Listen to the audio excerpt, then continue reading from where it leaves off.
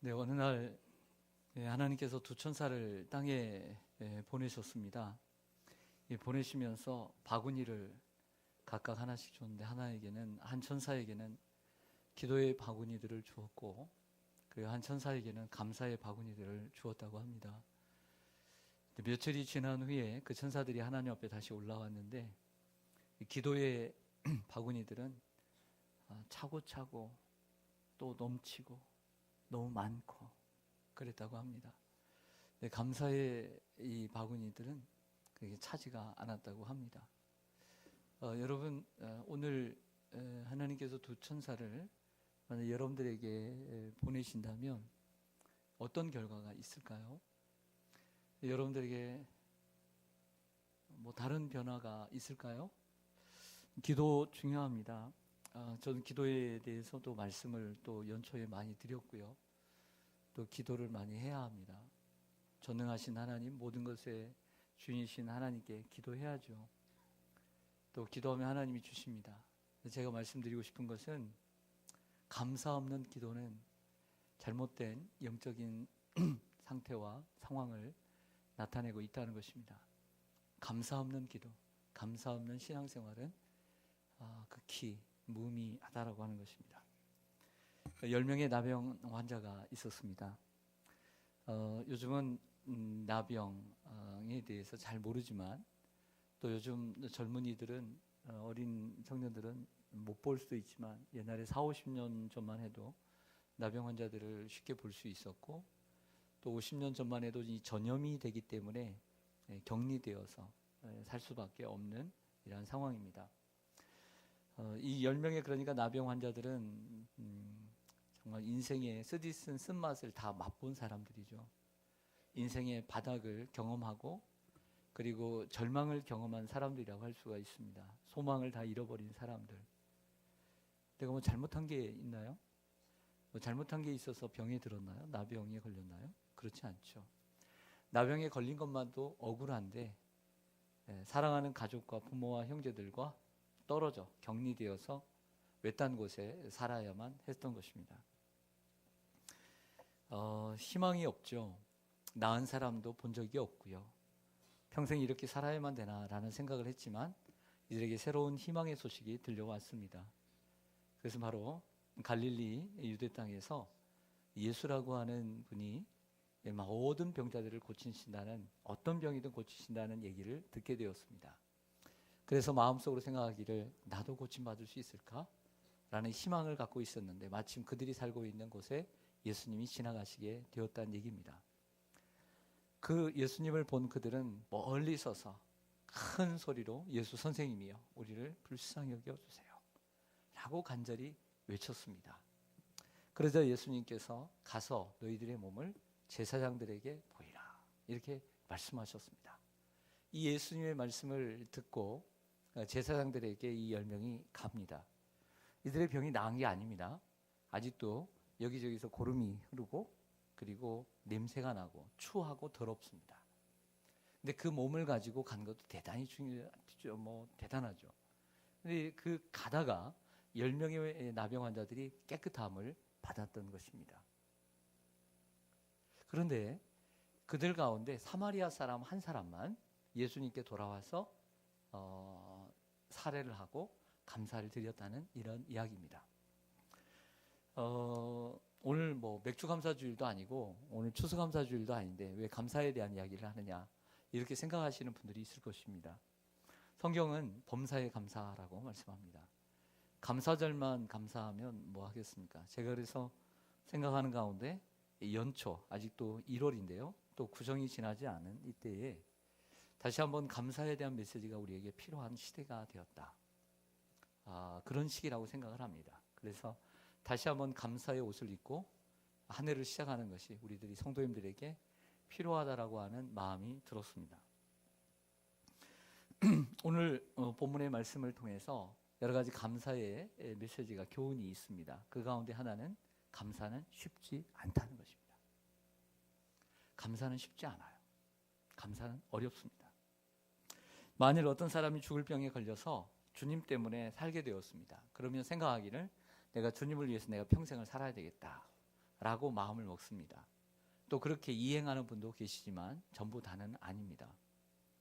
어떤 책에 보니까 어떤 젊은이가 관절염에 걸렸습니다. 이 관절염 때문에 제대로 걷지 못하고 그리고 몸이 아파서 거동을 잘 못합니다. 정말 막 뛰어야 될 나이에 제대로 걷지도 못하는 이러한 아픔을 가지고 살 수밖에 없었던 것이죠. 또 남이 보는 것도 좀 너무 창피하고 그래서 자주 밖에 출입을 하지 못했습니다. 근데 교회 부흥회에 참석을 했는데 그 열심히 이번에 하나님의 은혜를 구해야 되겠다 하고 참석했는데 하나님의 특별한 은혜가 임해서 그 관절염이 나았습니다. 할렐루야. 그래서 나와서 너무너무 기뻐서 목사님께도 말씀을 드리고 성도님들에게도 이야기를 해주었습니다. 그러자 목사님께 연락이 왔습니다. 돌아오는 주일에 이런 하나님의 은혜를 입었으니까 간증을 한번 하는 것이 어떻겠느냐. 이것도 부흥의 좋은 결과이고 그래가지고 간증을 얘기했더니 그렇게 하겠다고 백부 예배에 나가겠다고 얘기를 했습니다. 그래서 돌아오는 주일이 되었습니다. 그리고 이제 간증할 시간이 되는데 아무리 찾아봐도 그 청년이 안 보이는 것입니다. 여러 생각이 오만 생각이 다 납니다. 다시 병이 도진 것은 아닐까? 뭐 일이 생긴 건 아닐까? 걱정이 되어서 이제 그냥 간증 못하고 지나갔습니다. 그래서 그 다음 날이 되어서 월요일 날 신방을 갔습니다. 청년이 집에 있어요. 혹시 몸이 나빠졌냐? 아니요. 왜 근데 어제 약속했는데 왜 나오지 않았느냐라고 했더니 오래간만에 몸이 너무 좋아져서 어제 관악산에 등산을 좀 갔다 왔다고 이랬다는 거예요. 여러분 실제 있었던 일인지는 모르지만 충분히 가능한 일이에요. 우리가 하나님 앞에 요구할 때는 뭔가를 정말 다 드릴 것처럼 얘기하지만 실상 우리가 삶이 그 하나님의 응답이 오게 되면 정말 감사하지 못하고 이런 청년의 모습으로 살아가는 모습이 있을 수 있다는 얘기죠. 감사는 쉽지 않습니다. 감사는 어렵다는 것을 알아야 합니다. 그러므로 감사를 쉽게 넘기지 말라는 거예요. 쉽게 생각하지 말라는 말씀을 드리고 싶어요. 여러분, 본래 하나님께서 창조한 우리 인간 아담과 하와는 감사를 모르는 존재가 아니에요. 감사를 너무나 잘하는 존재였어요. 하나님 앞에 감사하고 기뻐하고 찬송하고 늘 삶이 감사였던 것이죠. 그러면 언제부터 감사가 상실되었느냐? 죄가 들어오고 난 다음부터. 사탄에게 하나님의 말씀을 어기도록 불순종하도록 사탄이 꼬이고 그래서 거기에 넘어가서 죄를 범한 이후부터 인간은 감사가 사라지기 시작합니다. 그리고 감사가 사라지고 대신 그 죄가 들어온 상황부터 그 둘밖에 없음에도 불구하고 네 탓이다 탓을 하기 시작합니다. 아내는 남편의 탓을 하고 남편은 아내의 탓을 하기 시작하는 것입니다. 이게 죄의 결과입니다. 죄 때문에 이러한 상황이 있게 되는 것이죠. 여러분 로마서 1장 21절에 보면 하나님을 알되 하나님을 영화롭게도 아니하며 감사하지도 아니하고 오히려 그 생각이 허망하여지며 미련한 마음이 어두워졌나니 라고 말씀하고 있습니다. 감사치도 아니하고 하나님 죄를 범한 인간은 감사하지 못하는 인간이 되고 말았던 것이죠. 그러면 이런 문제, 즉 감사하지 못하고 불평하는 문제는 바로 죄의 문제라고 하는 거예요. 죄의 문제다. 따라서 하겠습니다. 죄의 문제다. 그러면 죄의 문제를 해결해야 감사의 문제가 해결될 수 있다는 것이죠. 여러분, 우리가 임시 방편으로 감기가 나을 수 있습니다. 그러나 감기가 자주 들 수 있는 상황에 있는 사람이 있어요. 면역력이 약하거나 기관지가 약하거나 성대가 약하거나 아니면 어떤 부분에서 약해서 감기가 쉽게 드는 사람이 있습니다. 그렇죠? 네. 그러면 그 상황만 고칠 것이 아니라 근본적인 것을 고치는 것이 필요하지 않겠어요? 병원에 가서 약을 짓고 3일 동안 먹어서 나았습니다. 간신히. 그럼 똑같은 상황이면 또 감기가 쉽게 들어요. 그러면 안 되겠죠. 근본적인 치료를 하는 것이 필요합니다. 우리도 마찬가지입니다. 쉽게 우리가 감사할 수 있는 환경이 오면 감사합니다 이렇게 말하지만 또 어려운 환경이 오면 또 옛날로 돌아가지 않아요? 변함없이 남 탓하고 변함없이 불평하고 그렇게 된단 말이죠. 그럼 근본적인 것은 죄의 문제예요. 죄의 문제는 어떻게 해결할 수 있습니까? 그 죄의 문제를 해결하기 위해서 하나님께서 아들이신 예수 그리스도를 이 땅에 보내주신 것이죠. 인간의 몸으로 보내주셔서 우리의 죄를 위해 십자가에서 못 박혀 죽으심으로 우리의 죄를 담당하시고 그 죄의 문제를 해결해 주신 줄로 믿습니다. 그 예수 그리스도를 믿음으로 죄의 문제가 해결되는 것이죠. 우리가 하나님의 자녀가 되는 것입니다.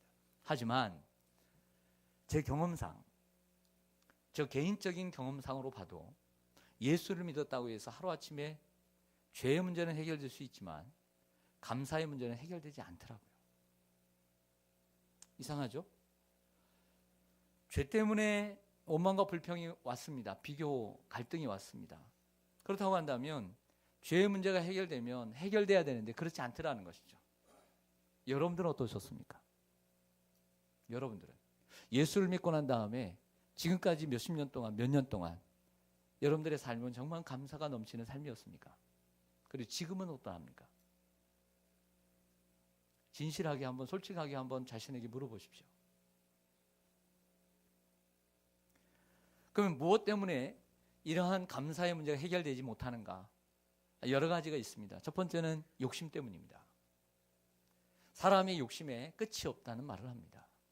바라는 것, 원하는 것, 요구하고 또 소유하고 싶고 쟁취하고 싶은, 성공하고 싶은 이러한 욕심들, 이런 욕심들 때문에 내가 원하는 것을 내가 성취하지 못했을 때, 이루지 못했을 때, 도달하지 못했을 때 원망하고 불평할 수가 있다는 것입니다. 그러기 위해서는, 우리가 감사하기 위해서는 자족의 비결을 배워야 돼요. 일체의 비결을 배워야 합니다. 사도 바울은 빌립보 교회 성도들에게 로마 감옥에서 말합니다. 내가 비천에 처할 줄도 알고 풍부에 처할 줄도 알아. 모든 일, 곧 배부름과 배고픔과 풍부와 궁핍에도 처할 줄도 아는 일체의 비결을 배웠노라. 여러분들, 우리가 이렇게 얘기할 수 있나요?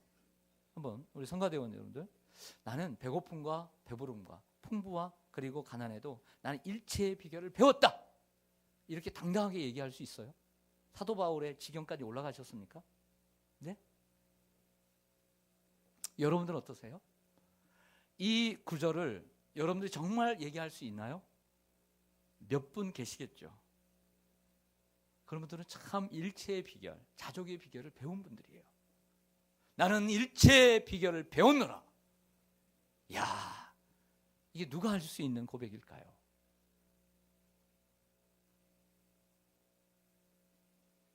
우리가 한번 욕심에 사로잡히게 되면 감사를 잃어버리게 됩니다. 그 욕심이 감사를 먹어버려요. 또 하나는 습관 때문입니다. 잘못된 습관. 예수를 믿는다고 해서 우리의 과거의 습관이 하루아침에 싹 바뀌는 게 아니에요. 예를 들면 이런 것입니다. 이스라엘 백성들의 예를 들어볼게요. 애굽에서 430년 동안 종살이를 했습니다. 종살이를 하면서 늘상 하던 것이 주인 욕하고 그리고 원망하고 불평하는 일이었습니다. 주님의 은혜로 10가지의 재앙을 통해서 어린 양의 피로 결국에는 패스오버, 6월절의 은혜로 구원을 얻었습니다. 출애굽을 하고 그리고 홍해를 건넜습니다. 홍해를 건넌 후에 시내산에서 하나님의 율법, 하나님의 말씀을 받았습니다. 이제 하나님의 백성이 되었습니다. 쉽게 얘기해서 죄의 노예인 이 애굽의 노예에서 살았다는 것은 마귀의 노예에서 살았다는 얘기고, 애굽에서 나왔던 것은 예수 그리스도의 보혈의 피로 구원을 얻었다는 것이고, 그리고 교회를 나와서 1년을 지나서 세례를 받은 수준까지 올라왔다는 거예요. 그래서 홍수는 홍해는 사도 누가에 의하면 사도행전에 보면 이 세례를 받은 거예요. 세례를 받았다 그랬어요. 세례를 받은 것처럼 하나님 세례를 받고 그 십계명을 받은 것은 하나님의 말씀을 받고 살아가는 하나님 백성이 되었습니다. 그런데 이스라엘 백성들의 삶을 보십시오. 옛 습관 나와요, 안 나와요? 나오죠. 옛날의 모습들 나와요, 안 나와요? 나오죠. 그게 뭐예요? 원망하고 불평이죠. 우리도 똑같아요. 참 저도 참 부끄럽습니다. 제가 초등학교 때부터 예수 믿고 제대로 주님을 믿게 되었던 중고등학교 시절을 보면 교회를 있을 때는 천사 같고 성령 충만하고 기도도 얼마나 열심히 했는지 막 방언과 통역과 그리고 뭐 넘어지고 막 입신하고 뭐 입신해서 뭘 받느니 하여튼 그런 목사님, 한때는 또 그런 목사님에게서 또 배워가지고 뭐 어떤 뭐 다 해보고 그랬어요. 저는 입시는 잘 안 되더라고요. 근데 막 그 자매들이 막 입신하고 막 넘어지고 방언도 하고 통역도 하고 별의별 걸 다 했어요. 그래서 성령 충만하고 뭔가 달라진 것 같아요. 천사가 된 건 기분 같아요. 제가 집에 가서 달라졌을까요? 여러분들은 얼마나 달라지셨습니까? 집에 가서? 어떠세요? 반대로 이렇게 생각해보죠. 남자분들, 우리 성도님들, 자, 은혜 받고 충만해서 집에 돌아갔습니다. 만약 여러분들의 아내와 자녀들이 예수를 안 믿는 사람이에요. 여러분들만 예수를 믿게 되었어요. 자, 그 여러분만 예수를 믿고 살아가는 여러분들의 가정에서 안 믿는 아내와 안 믿는 자녀들이 아빠와 사랑하는 남편을 보고 내 남편 정도면 난 예수를 믿겠다, 내 아빠 정도면 예수를 믿겠다라고 할 자신 있으십니까? 반대로 우리 여자분들, 여러분들 어머님 예수 혼자 믿습니다. 남편도 믿지 않습니다. 자녀들도 믿지 않습니다. 은혜는 받았습니다. 집에 돌아갔습니다. 집에 돌아가서 살아가는 여러분들의 삶의 모습을 보면서 사랑하는 남편이, 야, 내 아내 정도면, 아내가 믿는 하나님, 그 교회, 다니는 교회 내가 다니겠다. 엄마가 다니는 우리 엄마 너무 정말 멋져. 너무너무 정말 우리를 사랑하고 얼마나 지혜롭게 나를 가르치는지. 늘 가정은 깨끗하고 늘 최선을 다하고 삶의 모범이 되는 우리 엄마, 예수님 믿으면 저렇게 믿어야지. 나도 우리 엄마 믿는, 엄마가 믿는 예수님 나도 믿을 거야. 이렇게 자신 있으십니까? 얼마나 자신 있으십니까? 우리가 이런 자세로 예수를 믿어야 되는 거예요. 할렐루야. 내 아내가 예수를 잘 믿는다고 내 남편이 예수를 잘 믿는다고 함부로 하지 마세요. 그런 자세로 예수를 믿어야 돼요. 할렐루야. 하지만 부끄럽게도 저의 삶은 그렇게 큰 변화가 없었던 것 같습니다. 사춘기 시절 여전히 예수를 믿었지만 사춘기는 여전히 쉽게 넘어가지 않았습니다. 불평과 원망은 쉽게 사라지지 않았습니다. 지금 생각해보면 어리석기 짝이 없습니다. 그 감사를 잘하는 목사님이 계셨습니다. 감사를 잘하는 목사님이 계셨는데 오늘같이 너무 춥고 찬바람이 쌩쌩 부는 주일날 이제 교회를 나와서 예배를 드리는데 한 성도님이 오늘 교회를 나올까 말까 하다가 나왔는데 오늘 목사님은 오늘만큼은 이 추운 날, 바람이 쌩쌩 부는 날 감사는 못하겠지 라고 생각을 했습니다. 근데 목사님이 어떻게 했냐면 기도를 하면서 이렇게 기도를 해요. 하나님 감사합니다.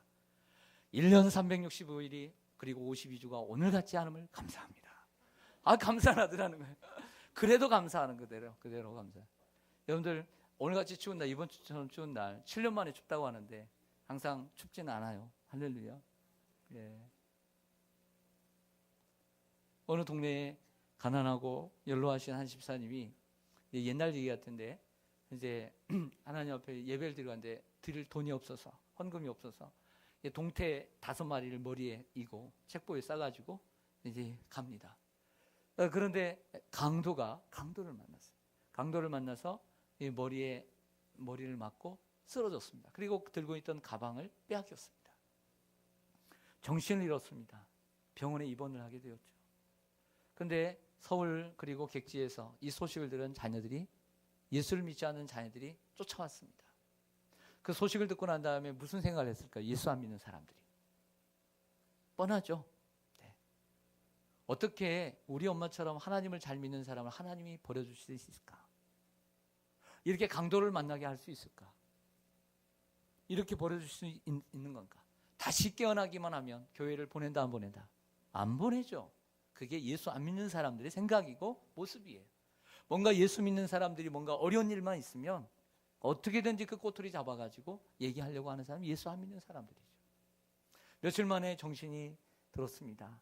그리고 자신의 모습을, 상황을 보고 하나님 앞에 감사를 합니다. 하나님, 내 아이들 예수 믿지 않는데 내가 하나님 이들을 두고 죽지 않게 해주셔서 감사합니다.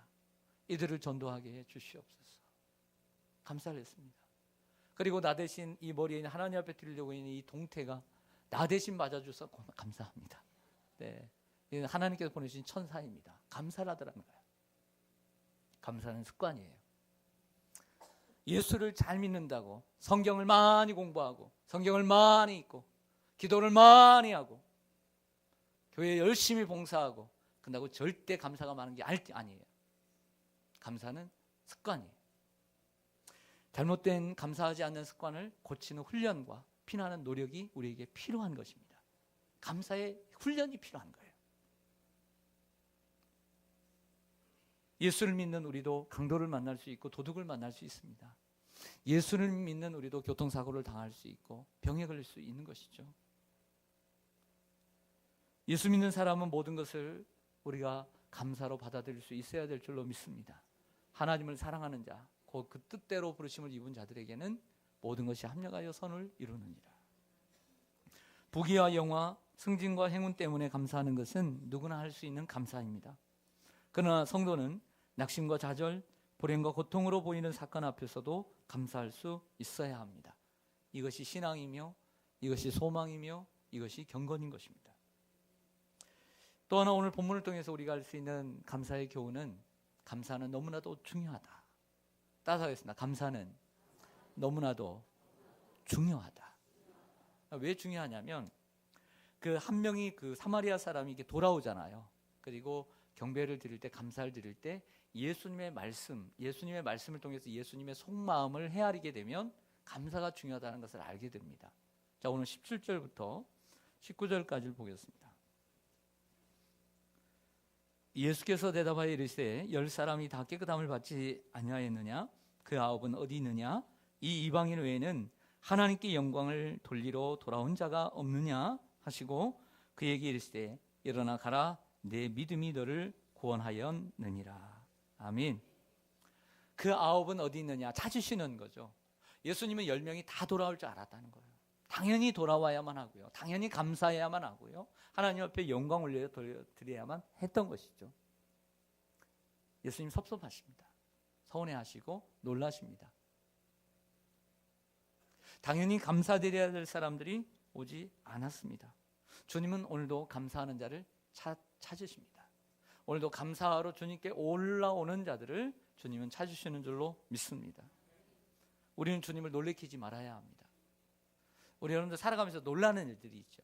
놀라는 일이라는 것은 뭐냐면 평이하지 않다는 것입니다. 평범하지 않다는 것이죠. 특별하다는 것입니다. 특별한 것도 상반됩니다. 즉 극과 극이죠. 예를 들어서 당연히 형편과 조건, 그 상황이 너무너무 좋아요. 감사할 수 있는 상황이 너무 많아요. 근데 이런 사람이 감사하지 못하는 모습을 보고 놀라는 거예요. 반대로 감사할 수 있는 형편과 처지가 아니에요. 뭐 몸이나 마음이나 여러 가지 형편이나 감사할 수 없는 상황인데 입에서 나오는 것은 감사해요. 그럴 때 또 한 번 놀라죠. 이 놀람이 두 가지 놀람이지만 상반된 놀람입니다.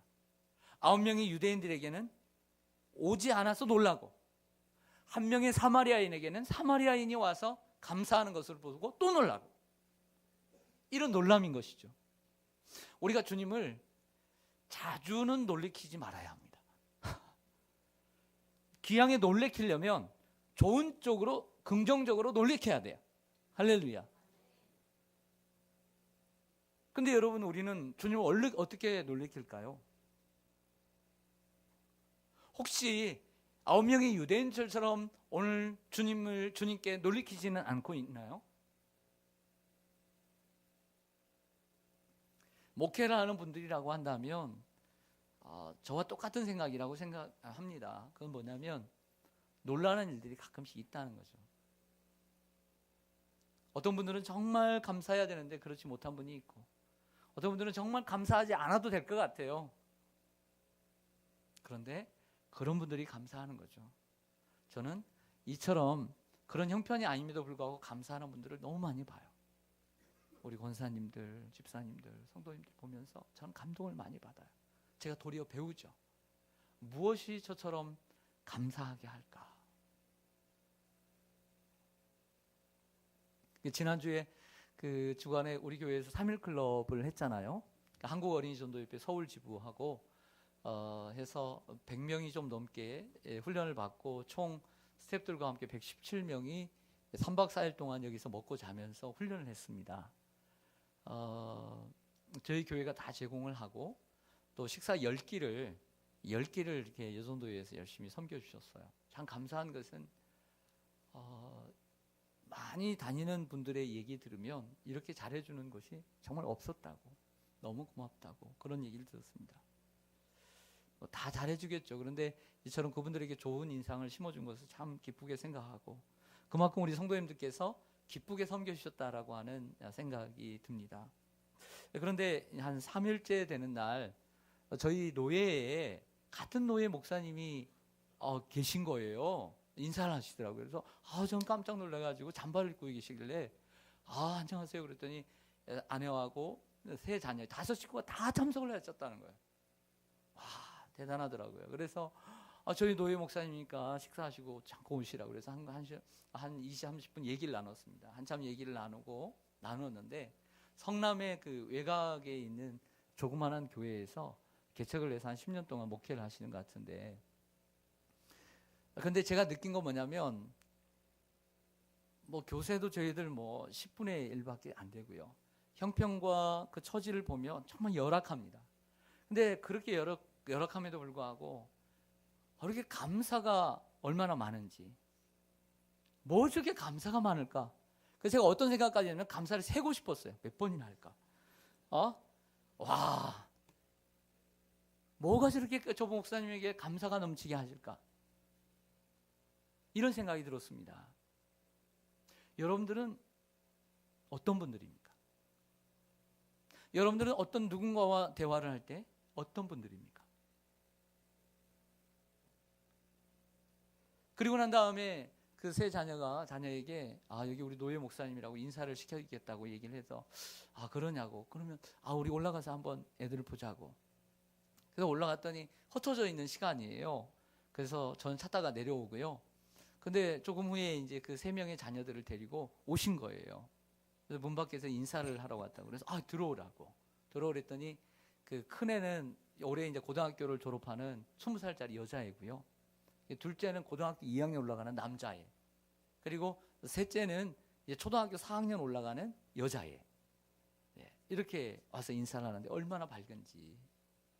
그 20살 먹은 아이는 엄마를 따라서 이란 3.1 클럽만 5번째를 수료한대. 5번째. 와, 한 번도 참여하기 힘든데. 예뻐요, 안 예뻐요? 예쁘죠. 그 막내 딸은 거기에 4살 먹은 아이를 데려온, 또 어린애들을 데려온 그 엄마들이 있어요. 그 애들을 안고 3박 4일 동안 이 추위에 훈련을 받아요. 근데 그런 애들을 얼마나 또 잘 봐주는지. 그래서 제가 직업을 열어서 있는 돈 다 줬습니다. 정말 주고 싶은 마음. 여러분, 이처럼 감사는 축복을 낳습니다. 많은 것을 가지고 있다 해도 감사하지 않으면 그것은 복이 될 수가 없습니다. 반면에 우리 아무리 작은 것이라도 하나님께 감사하면 하나님께 복을 받는 근거가 되는 줄로 믿습니다. 10명의 나병 환자들은 참으로 믿음이 있는 자들이었습니다. 나머지 9명의 사람들도 병이 나을 만한 믿음이 있었어요. 정말 여기저기 고름이 흐름에도 불구하고 예수님의 말씀에 의지하여 제사장에게 갔다는 것은 대단한 용기입니다. 대단한 믿음이죠. 이것을 병이 나을 만한 믿음인 거예요. 그들도 병이 나았습니다. 하지만 병이 낫는 믿음보다 더 귀한 믿음은 감사하는 믿음인 거예요. 병이 낫는 믿음보다. 오늘 주님은 그 산을 옮길 만한 믿음보다, 이 병이 낫는 믿음보다 감사하는 믿음을 기뻐하시고, 참 잘 왔다, 오늘 너에게 구원이 있으리라, 할렐루야, 이러한 축복을 주신 줄로 믿습니다. 오늘 15절 말씀을 한번 보시죠. 그 중간 말씀인데요, 15절 말씀 같이 읽겠습니다. 시작. 그 중에 한 사람이 자기가 낳은 것을 보고 큰 소리로 하나님께 영광을 돌리며 돌아와. 아멘. 자, 낳은 것을 보았습니다. 길가입니다. 아직 돌아오지 않았습니다. 낳은 것을 보았습니다. 와, 그 감격. 무엇에 비교할 수 있겠어요? 내 몸이 나았어요. 정말 말할 수 없죠.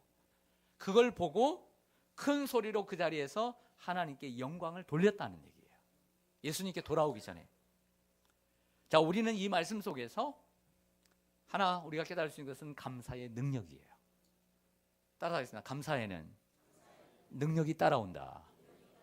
그 감사의 첫 번째 능력은 하나님께 영광 돌리는 거예요. 감사가 있기 때문에 하나님께 영광이 올려지게 되는 거예요. 감사가 없는 삶은 하나님께 영광이 돌려지질 않아요. 생각해 보세요. 하나님께 영광 돌립니다. 할렐루야. 언제 합니까? 마음속에 감사가 넘칠 때 하는 거예요.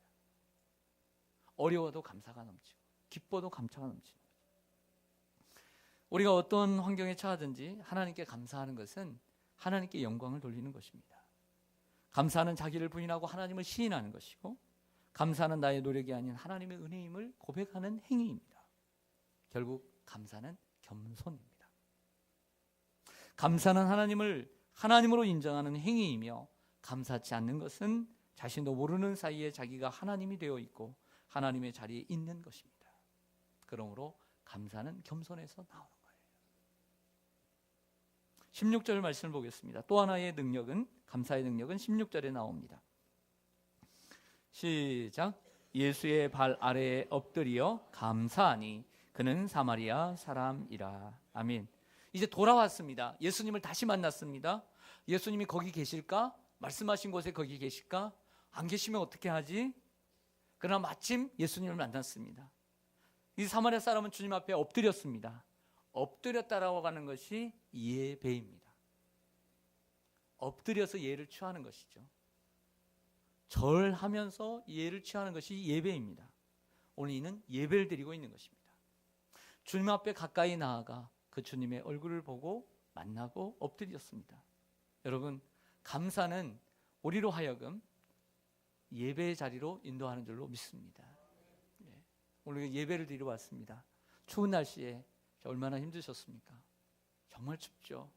하지만 이 자리에 우리가 감사하는 마음으로 올라와야 합니다. 감사할 수 없는 원망과 불평의 조건을 찾지 마세요. 그것은 사단이 주는 마음입니다. 감사의 조건들을 찾으시기를 바랍니다. 여러분, 그러므로 우리가 삶 속에서 감사하는 것은 예배가 되는 것입니다. 올해 시작하면서 특세 동안에 제가 말씀드린 것은 뭐냐면, 예배가 삶의 중심이 돼야 되고, 그리고 우리의 삶 자체가 예배가 되어야 된다는 말씀드렸습니다. 말이 예배가 되고, 행동이 예배가 되고, 얼굴 표정이 예배가 되고, 우리의 감사도 예배가 되어야 될 줄로 믿습니다. 우리가 감사를 드림으로써 하나님이 영광을 받으시는 이러한 예배가 될 줄로 믿습니다.